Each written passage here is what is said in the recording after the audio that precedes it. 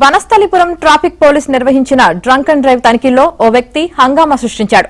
తాను మద్యం సేవించలేదని, అయినా సిబ్బంది దురుసుగా ప్రవర్తించారని ఆరోపించాడు.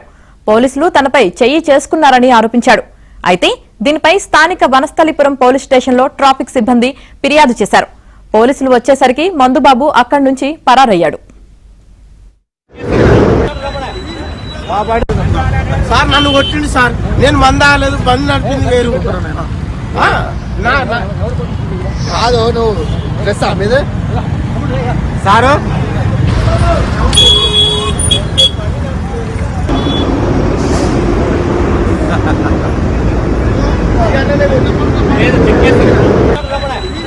మా పడి మాకు ఇరంతే.